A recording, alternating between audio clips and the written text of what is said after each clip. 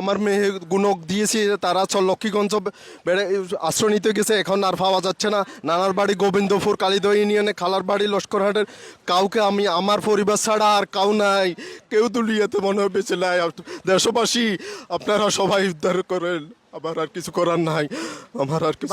একটু ভালো করে বলেন, একটু ভালো করে কি হয়েছে মূলত, আপনার পরিবার কোথায়? আমার বাড়ি ফেনী জেলার পশ্চিম বিজয় সিংহ গ্রামে। আমার পরিবার ছাড়া আর আমার নিকট আত্মীয় কেউ কোনো খোঁজ খবর আজকে 3 দিন পাইতেছি না। আমার নানাদেরকে, আমার মেয়ের বাড়িদেরকে উদ্ধার করার জন্য উদ্ধারকারী টিম নেওয়ার জন্য লালফল পর্যন্ত গেছিলাম। এরপরে খবর পাইছি যে কুটিরহাট ওইদিকে সবগুলা দুকা সেনাবাহিনী যাইতেছে।